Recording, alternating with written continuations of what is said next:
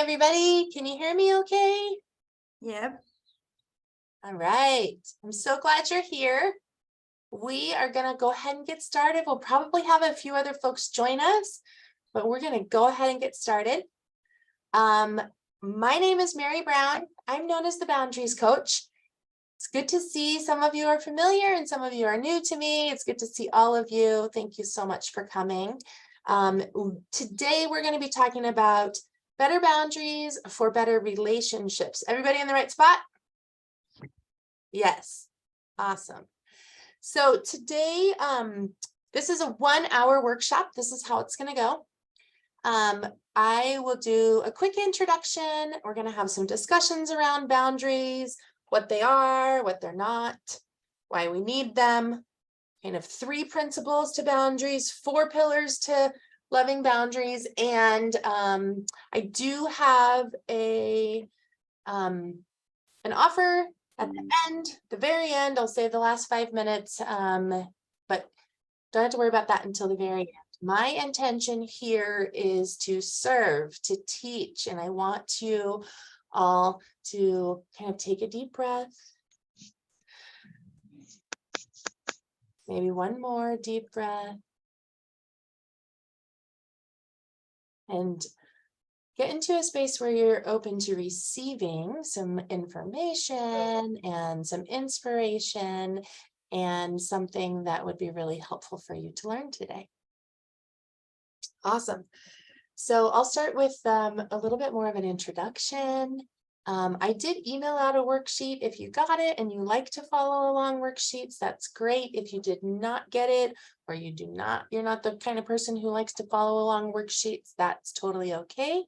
The reason why I give worksheets is because it's my intention to teach to all different types of learning styles. And for some people, it helps us to have something to follow along. Some people like to take notes. Some people, did you not get it, Jill? Oh, I can't hear you. Do you know which email it was in? All the emails I just look at just are appointment reminders. Okay, I'll just Would it have been when I first signed up for it, or no, just today. I'll drop it in the chat. Oh, yes, I didn't get it today. Okay, it's in the Thank chat you. right now. Is that helpful? Okay, so there's a worksheet in the chat for folks who like to follow along, but don't stress out about it. You don't need a worksheet. I just offer it as a way for folks who like to follow along the worksheet. All right, so today we're going to talk all about boundaries. And first, this is kind of more of a discussion part. So I'd love participation. I want to encourage you to participate at whatever level you're comfortable participating, and invite you to participate in this discussion part. So what are boundaries? When I say the word boundaries, what does that mean? What do you guys think that's about? Jill, yes. I consider boundaries things that I am personally okay with and things that I am not okay with. Yes, I love that. And Brene Brown is kind of the one who coined that definition of what's okay for me and what's not okay for me. And that's actually one of my favorite definitions of boundaries because it just makes it really simple. What's okay for me and what's not okay for me. Other ideas about what boundaries mean?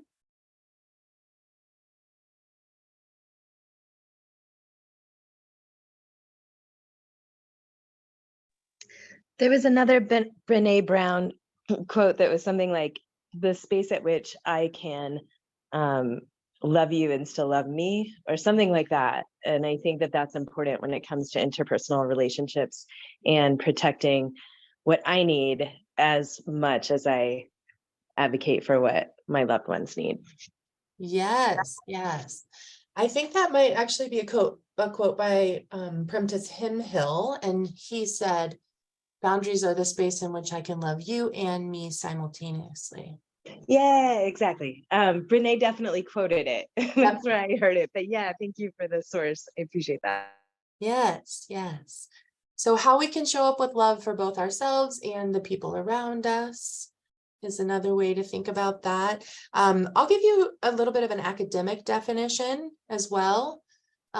So the formal definition of boundaries is the limits and guidelines we set for ourselves that determine what we will and will not participate in.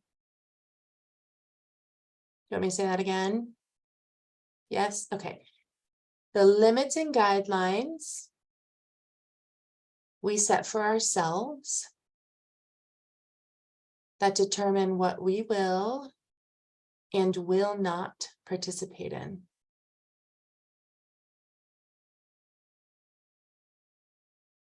Okay, so boundaries are the way that we honor ourselves. Boundaries are not how we control or punish other people.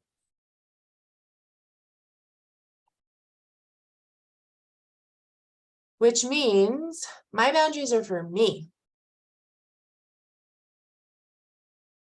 My boundaries help me decide what I will do and what I will not do. Sometimes there's a misconception out there, especially on the internet these days, that we set boundaries on other people or for other people. That is not what we're doing. Okay, so I don't have a boundary that says you're allowed to say this and that, or you're not allowed to do this. My boundary says this is what I will participate in and what I will not participate in. I'm going to give you an example. It's a slight distinction, but it's an important one that I think is often misunderstood. And so that's why I want to clarify it, right? So I'm going to give an example. My boundary is that I won't participate in a conversation that's hateful or hurtful to me. Okay, so for example, like name calling. I have a boundary around name calling. I'm not going to call people names, and I'm not going to be in a conversation where I'm being called names. Okay, so if Deanne, I'm just going to pick on you, Deanne, because I know you're not the name calling type. So if Deanne is talking to me and all of a sudden she's like, Mary, you're this and you're that and F this and B word, and which is not her nature at all. But if she were to do that, right? My boundary says, whoa, whoa, whoa, Mary, you don't participate in conversations where someone is speaking to you that way. And so it's my responsibility to honor myself. So I might do something like, hey, time out, time out. This conversation is not okay for me. I may ask you to change the way you're communicating. I may take a break from the conversation. I may leave this conversation altogether. I might even reconsider my friendship with Deanne. But it's my job to honor myself. Does that make sense? Okay. So we don't use our boundaries to manipulate people. We don't use our boundaries to control other people. I get to decide what's okay for me and what's not okay for me. They get to decide what's okay for them and not okay for them. Boundaries are about self-love, self-respect, and how we can maintain healthy relationships of connection with the people that we love. Okay. All right. Now let's talk about the reasons we need boundaries. This is also a discussion part. There's lots of reasons we need boundaries. I kind of narrow them down to two main reasons, but I'd love to hear your thoughts first. What are some reasons why you need boundaries?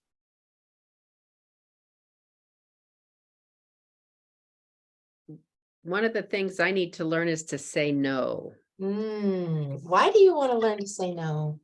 Because I volunteer a lot, and so when people know I volunteer a lot, they ask me a lot, and so then I get overbooked with volunteering. Yes. Yeah. And what's the problem with being overbooked with volunteering? Oh, I couldn't hear you. Oh, I don't have time to do what I need to do. My priorities aren't in the right order anymore. Yeah. So our priorities are not in the right order when we're saying yes to all the things and we don't know how to say no to some things. And how does that feel when our priorities aren't in order? It feels stressful for me, Mhm. very stressful. Yeah. Yeah, stressful. Awesome. Thank you for sharing. What are some other reasons why we need to have boundaries?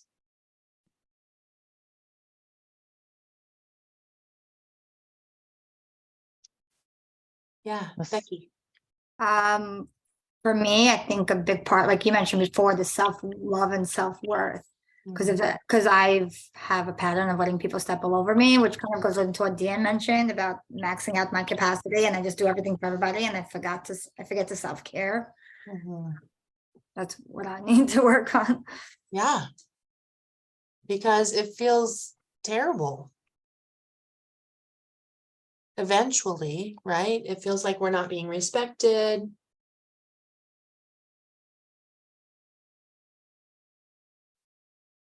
Feels like we're not valuable, which is so not true because we are valuable. And we'll get more into that around the principles. Other reasons for needing boundaries? Ooh, someone in the chat, Kelly wrote, it also builds resentment. Oh, let's talk about that. When we don't have boundaries, it builds resentment. Who can explain that a little bit? I can share a story. So I grew up in a big, huge family without any boundaries. We had 5 boys, 4 girls, 2 parents, and 0 boundaries. And we did all the things that families with no boundaries do, like wear each other's clothes and eat off each other's plates and sign each other's report cards. And I learned really early on how to people please, and I was pretty good at it, actually, really good at it. And so I went to college and I met a boy who liked me and he wanted to get married and he asked me to marry him and I said, okay, because I didn't want to hurt his feelings, which is a little bit embarrassing to admit now, but that's the truth. And I know other people who have similar experiences. And I married him, and the advice I got was put his needs first, do everything you can to take care of him. It's your job to make him happy now. And I was really good at putting his needs first and tried my best to make him happy. He was also really good at putting his needs first and tried his best to make him happy, which over time did not work because here's the truth. I resented him like so much, resentment upon resentment upon resentment. And he's actually not a bad person. He just grew up in a family where he was taught to advocate for himself. And I grew up in a family where I was taught people pleasing. And so I ended up hating my first husband. And it wasn't just him. I actually had resentment in almost every single relationship because I was taking care of them and I took on responsibility for their feelings and I didn't have any boundaries. My parents gave me everything they had and they did the best they could, like most parents, but they didn't have boundaries to teach me, and boundaries is a learned skill. And so they couldn't give it to me because they didn't have it themselves. So the resentment that I felt in all of my early relationships, and especially for my first husband, kind of was circumstantially, right? But I honestly couldn't understand who was supposed to be taking care of me.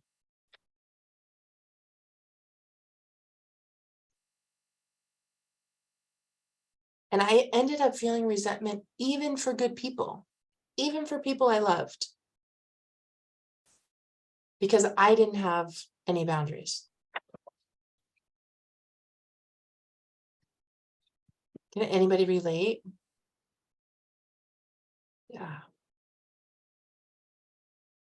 Yeah. So we need boundaries to feel better. Boundaries is the bridge from resentment to contentment. It helps us connect to ourselves so that we can have relationships of love and trust and connect to other people. The other main reason why we need boundaries is because boundaries are sustainable. Nothing is sustainable without boundaries. No person is sustainable without boundaries. No relationship is sustainable without boundaries. No family is sustainable without boundaries, and no community is sustainable without boundaries. So we can show up and put other people's needs first for a period of time. We can pour into and take care of someone for a period of time. But what happens if we are doing this for long, extended periods of time is what? What happens if we don't have boundaries over time? Burnout. We burn out.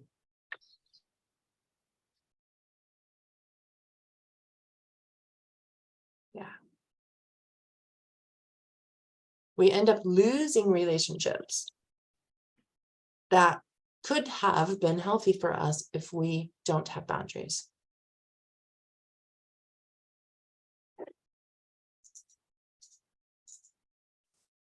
Businesses burn out when they don't have boundaries. Families fall apart when they don't have boundaries. Does that make sense to you guys? Yeah. So if we want to be sustainable, then we have to have boundaries. All right. So those are kind of two main reasons: to feel better and to be sustainable. All right. Now let's talk a little bit about principles of boundaries. And these are principles that are to inspire hope of boundaries. Okay. Number one, you are valuable. You're born valuable. Your value never changes, and everyone has the same value. And how I know this is personal experience I'm going to share is, so after I married this person, after I started hating him, so funny to talk about it that way. He hates when I tell this story, by the way.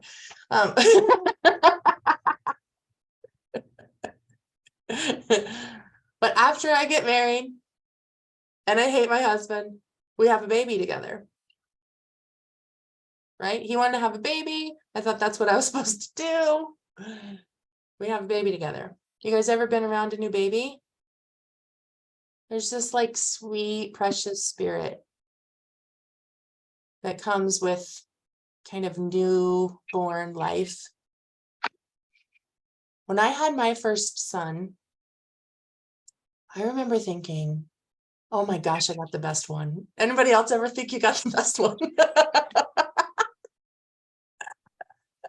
Like, I got the best one. I don't know how. The universe just gave me, like, seriously, the cutest, most valuable, precious child in the world. Jill's loving it.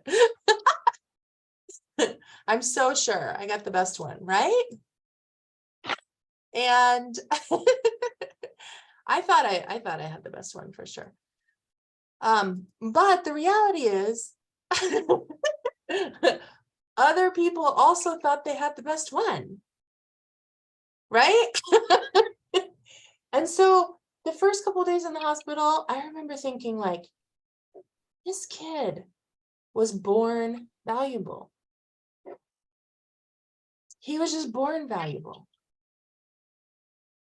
And then I was like, wait a minute. Does every person come to earth valuable? Do I think that? Do I believe that people come to earth valuable? Yeah, I think I do believe that. I believe that the baby in the hospital room next to my son was born valuable. I believe the baby in the NICU who's struggling and was born valuable. I believe that babies in other countries were also born equally valuable. And then on day 5, I was like, oh, what about me? Was I born valuable? And I really had to think about that. Like, did I come to earth already valuable, precious like this baby? 1 week, I left the hospital with a newborn.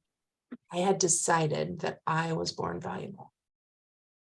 And I knew that I had to change the way that I had been treating myself and the way that I had been allowing people to treat me.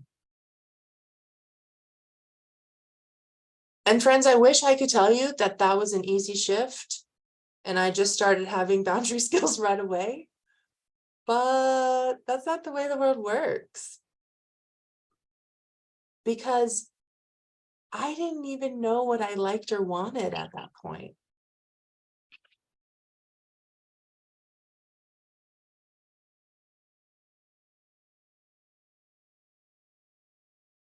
So I'm going to tell you a little bit more about that journey of learning boundaries for me, and then we will circle back to kind of the principles in there.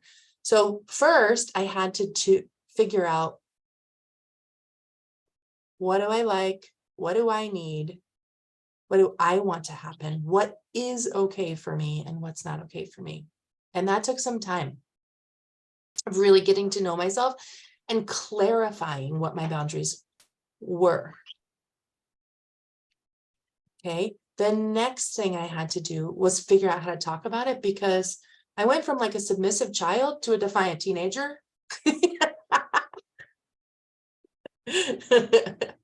So my first attempts at talking about boundaries are what you see on TikTok today.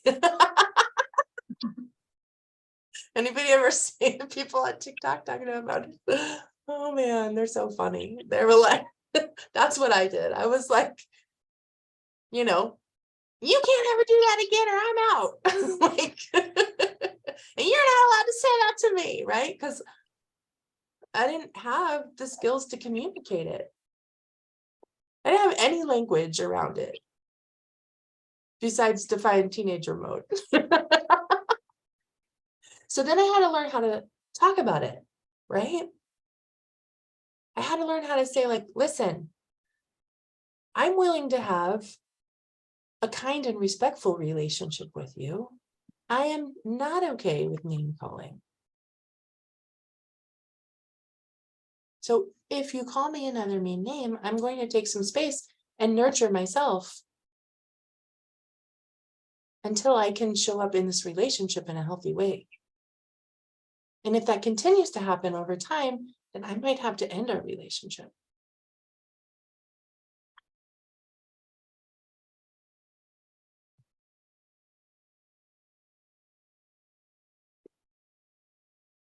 And then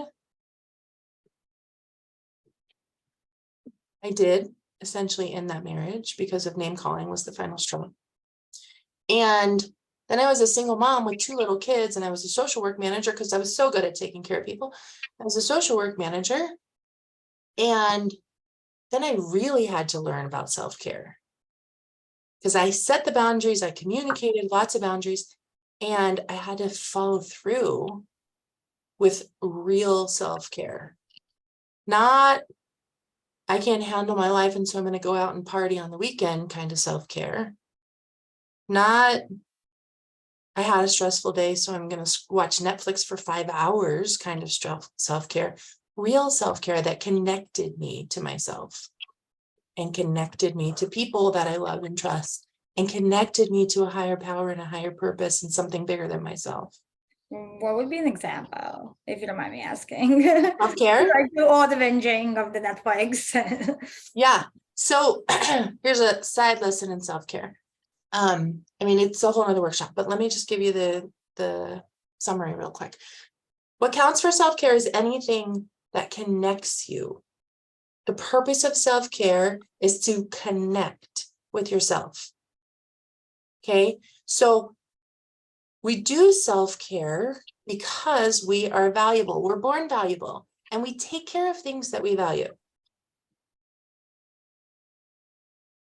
The things that are valuable to us, the things that we love, we take care of them. And the way that we take care of ourselves is through self-care.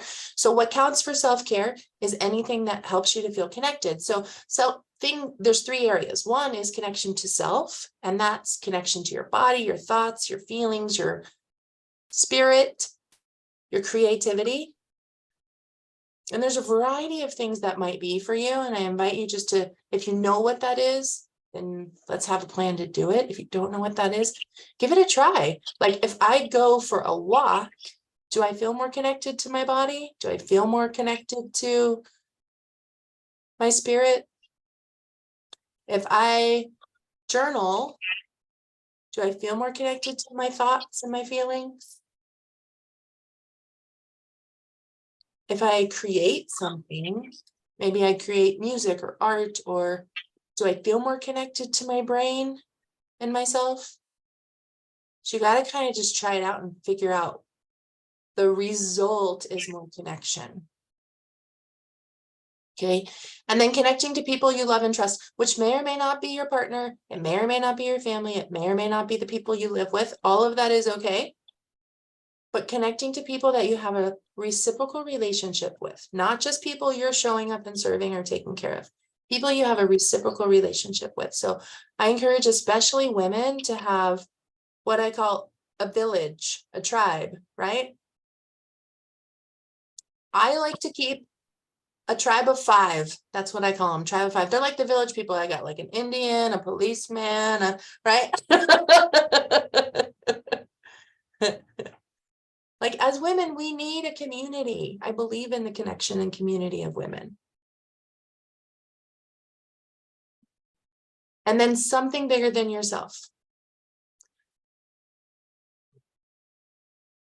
That might be nature. That might be God. That might be a community service organization. I don't get to decide what that is for you, but I do encourage you to explore what that is for you and to have a plan to regularly connect with something bigger than yourself. Everyone needs a sense of belonging, and when we are connecting to something bigger than ourselves, that reassures our sense of belonging. So that's the purpose of that connection. That makes sense? Okay, so self-care is how we follow through with our boundaries. All right, boundary principle number 1 is you're valuable. Just like that baby, just like me, you're born valuable. Boundary principle number 2 is you get to choose what's okay for you and not okay for you. This is called agency. We practice making decisions. We practice making and keeping commitments to ourselves. And that's how we build confidence. Sometimes people think like, oh, this is just a confidence person. This person just has confidence or not, like it's a character quality. That's not true. That's BS. Confidence is built over time as we make and keep commitments to ourselves. And we learn to trust ourselves. I say, I'm going to do it. I do it. I build trust in myself. Then I say, I'm going to do this, and I do this, and I build trust in myself. That's how we develop confidence.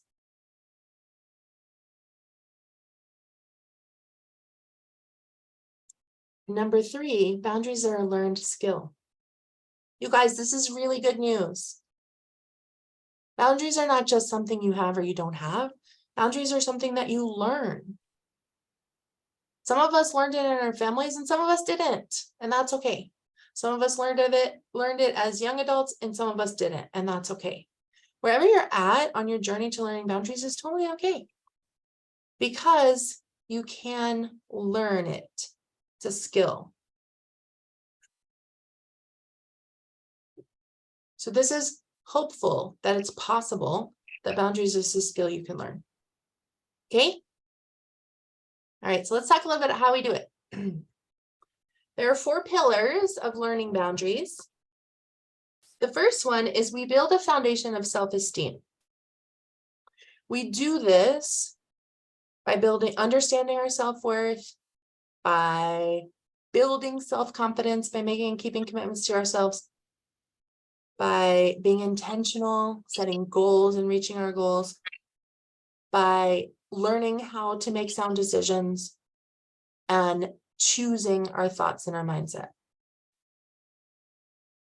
Okay, so the foundation of boundaries is about self-esteem.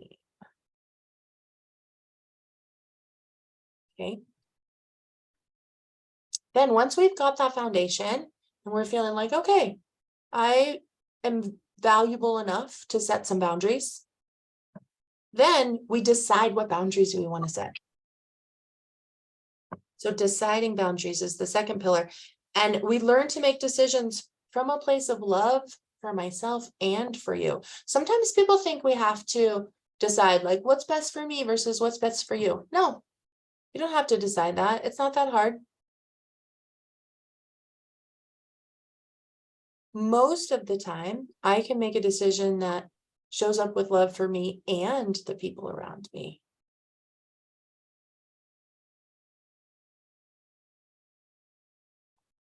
We don't have to be martyrs. We don't have to be sacrificial. We just get to show up with love for myself and the people around me.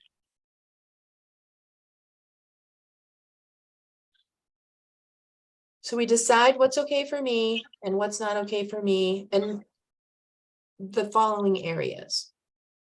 Kind of 3 main ones. Our resources like time, money, belongings.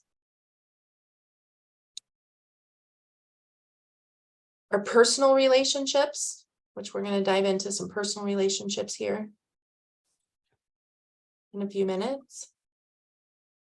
Our professional relationships and our work-life balance. So those are kind of main areas of boundaries to think about. The way that I like to do that, actually, the kind of tool that I offer people is just like a simple T-chart. If you like put 1 line down the middle of your page and 1 line across the top of your page, on one side you write what's okay for me, on the other side you write what's not okay for me. Some other language that might be helpful if the what's okay for me and what's not okay for me is not resonating with you, is you could say what I'm willing to do, what I'm not willing to do. Put your name in there. You could say like, Tiffany will not. Or what's okay for Amy, what's not okay for Amy. So you make a T-chart and that helps to clarify. The boundary line is the vertical line down the middle of the page, helps you to clarify what your boundaries are and what your boundaries are not.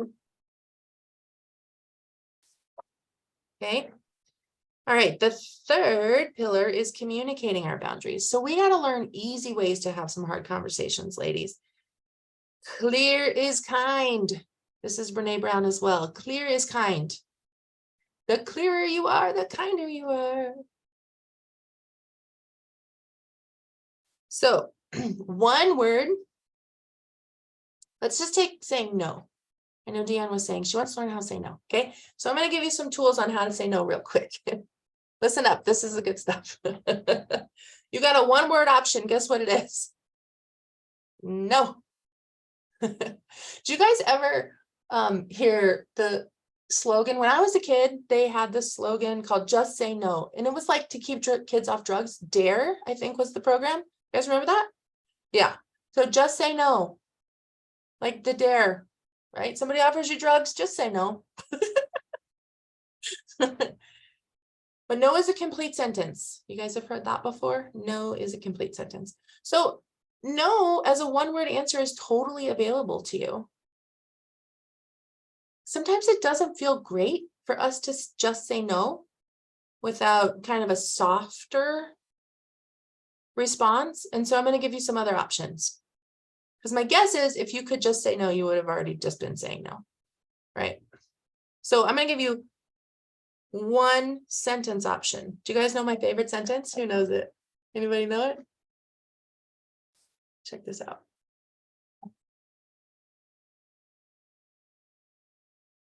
I love this one. I love you and no. That's my favorite sentence. I have plaques made, and when you graduate from my coaching programs, I give you one as a graduation present. So the reason why I like that sentence actually is it's a tool. It's a tool that teaches us in one sentence, we can express kindness, love, appreciation for a person or a relationship or what we have in common. And we still say no to the request. So I love you and no doesn't always have to sound exactly like I love you and no. There's a lot of people I don't say I love you to, right? Like maybe it's a coworker or a neighbor or somebody I don't really love or feel comfortable saying I love you to, right? So I love you and no might sound like I appreciate our friendship and I'm not available this day. Or I love you and no might sound like I respect the work you're doing here and I cannot commit to this project. Or I love you and no might sound like I care about this and I'm not coming to Christmas this year. Does that make sense to you guys? Can you think about, yeah, Becky, you have a question?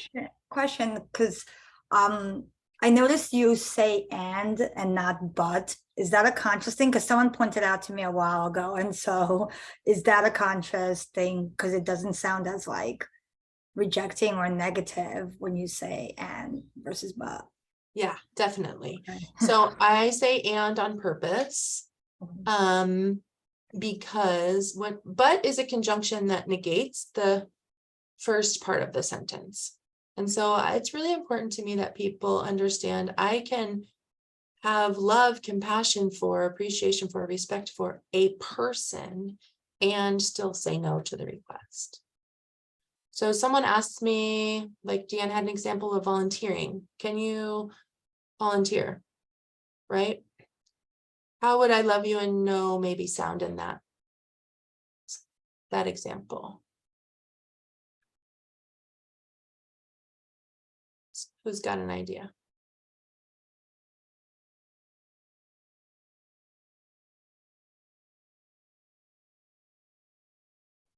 I appreciate you asking me, and I'm not available at the time. Yeah. I appreciate you thinking of me for this. I'm not able to commit. Or I really love this cause and I've decided not to take this on.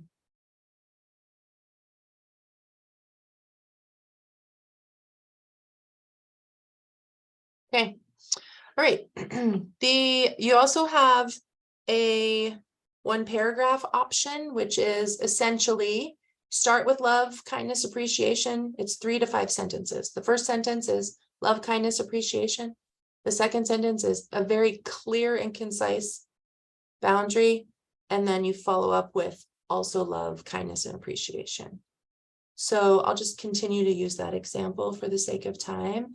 If someone said, hey, Mary, we're looking for someone to, I don't know, what's an example of what they might be asking?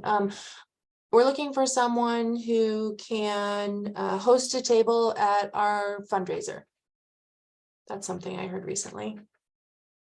I might say, thanks so much for thinking of me. I really love this nonprofit. I am not able to commit, or I've decided not to host the table, and can't wait to see you at the next function.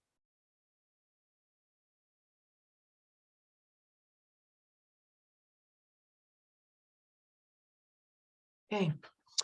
There's also a deep dive, which is kind of 5. This is the full conversation. For boundaries, there's 5 kind of tried and true steps you go through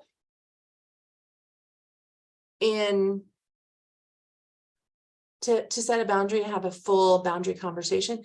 And we use that specifically when we have very close relationships with people, like our partners or our family members, and when there's been a long history of not having boundaries. So when it's new in the relationship. So if you're interested in that resource, I'm happy to share it with you, but it's a whole nother workshop. All right. The last pillar of boundary, 4th pillar of boundaries, is following through with boundaries. Personalized self-care planning. That is the way that we follow through with our boundaries. So let's say, for example, I set a boundary that Jill is not allowed to hit me. And let me rephrase that. I have a boundary that no, I won't be physically harmed, right? And this is actually a true boundary. Most of our boundaries we don't communicate. But if Jill were to come up and punch me in the face, I would probably get myself to a safe place and call the police. Right? So if that were to happen, if Jill were to punch me in the face, then I would be hurt. I would be physically hurt. I would actually probably be spiritually and emotionally hurt as well, because I've just been assaulted, right? So first, I'm going to get myself to a safe place, and then I'm going to take care of myself because I've been hurt. So I'm going to go back to that plan for self-care that we talked about, right? Which might be, I'm going to journal. I'm going to go for a walk. I'm going to connect with a person that I do love and trust. I'm going to do something creative. Whatever it is that's going to help nurture myself, take care of myself, value myself, because I've been injured.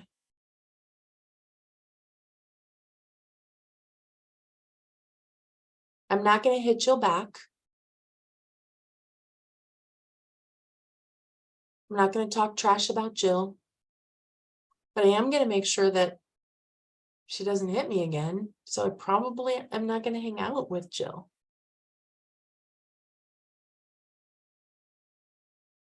Thanks for being an involuntary example, Jill. I know she wouldn't hit me. I mean, she probably could, but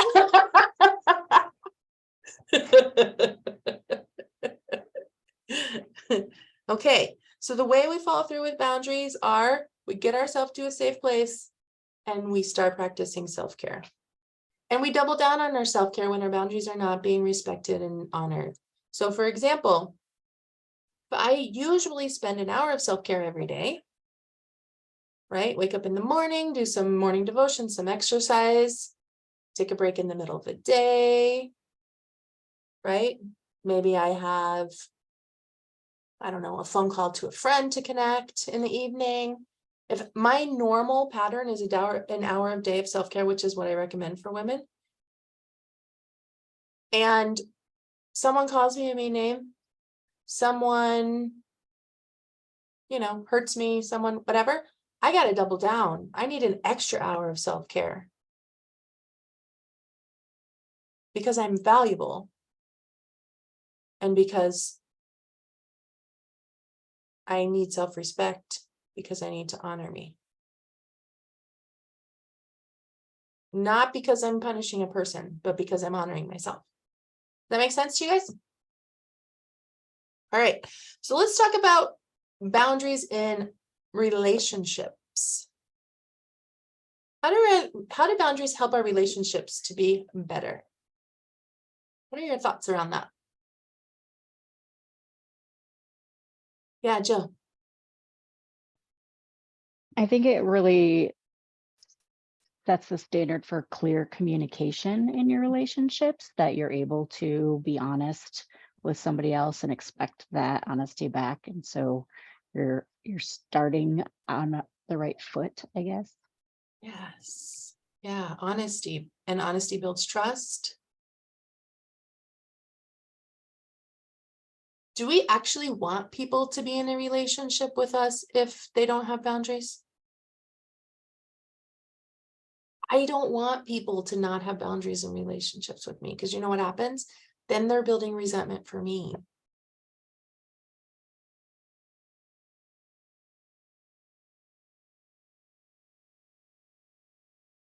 I don't want people doing things for me out of a place of obligation or people pleasing. I don't want people trying to control my feelings by the way that they show up in a friendship with me.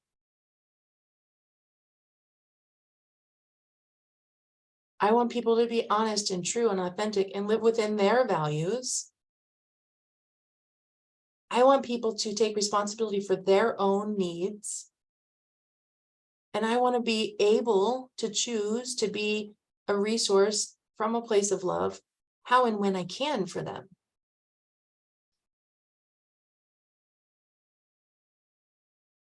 I want to be a healthy person and be able to bring a healthy person to a relationship with someone else. Those are the best kinds of relationships, ladies. If I've said something or done something that's hurtful to a person I care about, I want them to come and talk to me about it in a kind and respectful and boundaried way, which might sound like, hey, Mary, when you said these words, in quotes, I thought this and I felt this way, and I am asking you not to do that again. Because I love you, because I want to stay in a relationship with you, because I want to be connected to you. And this behavior is getting in the way of our connection. Starting to have some bad feelings about it, and I want to feel better about our relationship. If someone wants to have a conversation with me about my words, my actions, I want to show up for that conversation. Now, I'm not going to show up for conversations that include name calling or character attacks or generalizations or accusations or blaming or hateful conversations. I don't show up for those. But guess what? Sometimes I do things, usually unintentionally, that fracture the relationships I want to maintain. We all do, right? I want the people that I'm in a relationship with to have healthy boundaries with me. And the reason why I want to have healthy boundaries with the people that I'm in a relationship with is because I want to stay in a relationship with those people. Because your relationships won't sustain if you don't have boundaries.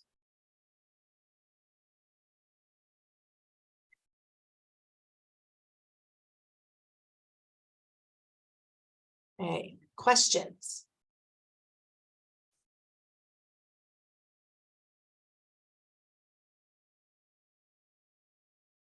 Questions? Yeah, Becky. I mean, I know the answer, but what do you do with pushback? Yeah, what do we do with pushback? Sometimes we have to be comfortable with other people being uncomfortable. That's part of overcoming people pleasing, right?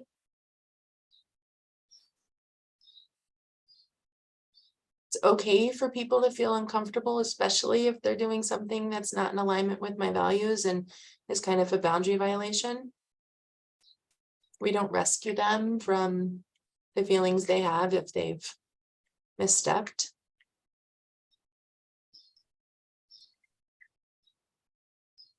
If someone says pushback, someone says, hey, but I need somebody to sponsor a table.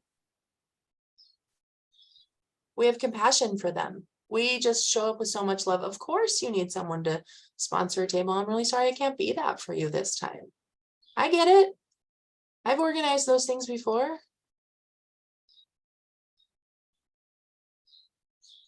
I understand why you're frustrated. You thought I was going to be the resource to fill that need for you, and I'm not able to do it. I love you. I also love me, and I know that I can't do this right now from a place of love and kindness.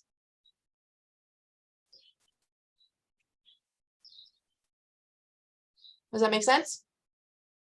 Okay, last questions. You can throw them in your chat if you'd like. Answer some questions in the chat if you don't want to speak up or you're not in a spot to put your video on. So much good stuff in here. Yay. All right.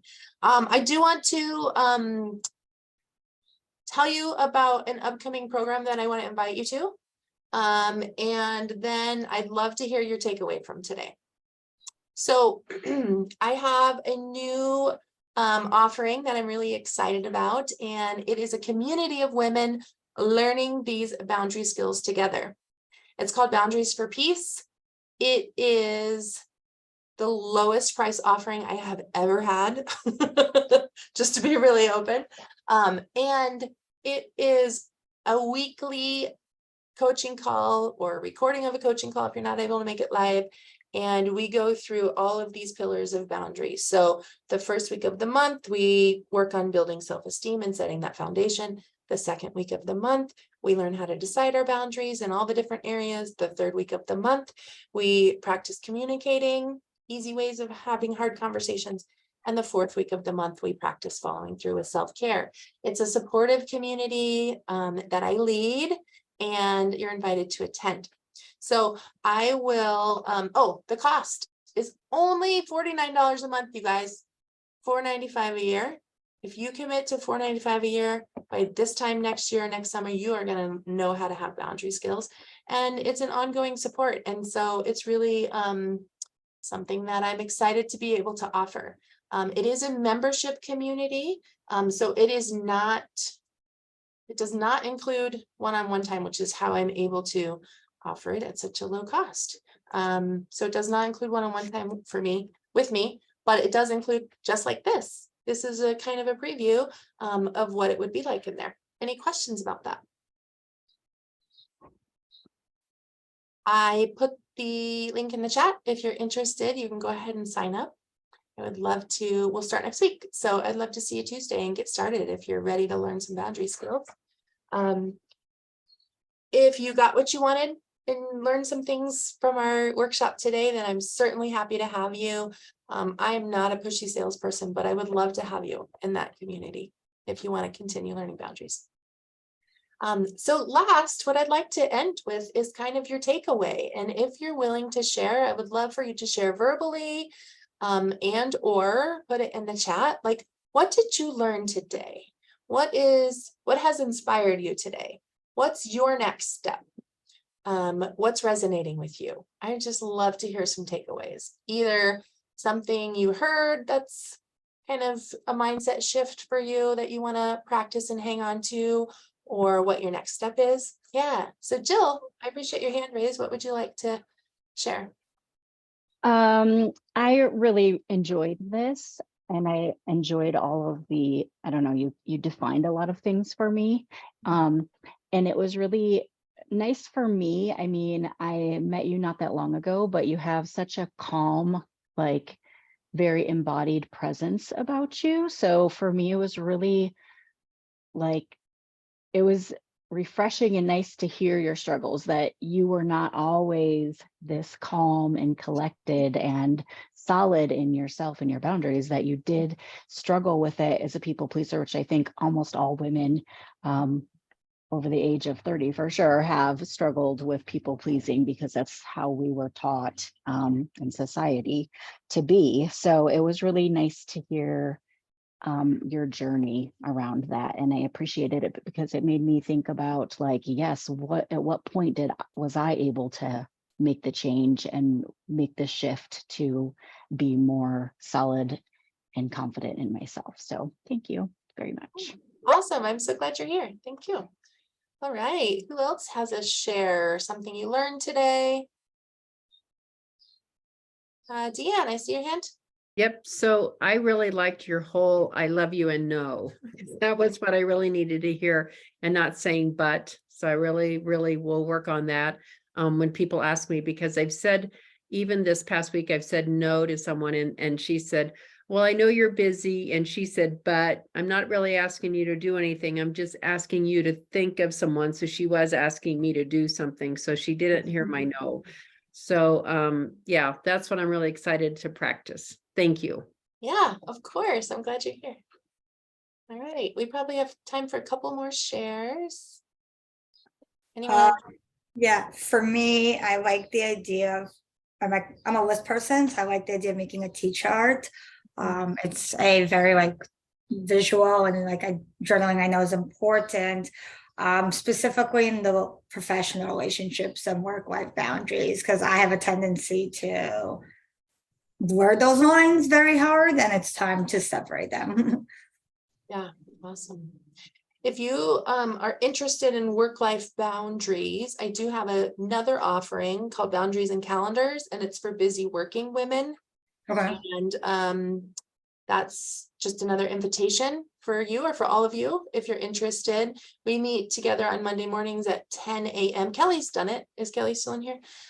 We meet together at 10 a.m. and it is, yeah, amazing. It's magical. It's what? It's magical. What's magical about it, Kelly? The freedom that it gives you and the confidence that it gives you and the peace that it gives you. So putting yourself first, really getting clear about the most important things and shredding up the rest of the things that don't need to cloud up our brain space. It has really helped me be a lot more efficient. And I have 3 jobs and a kid and a single mom. Like I'm doing a lot of things, but it feels so much lighter since that. So thank you so much for that gift, Mary. I appreciate it. Yeah, of course. Thanks. All right, maybe one more share. Something you learned.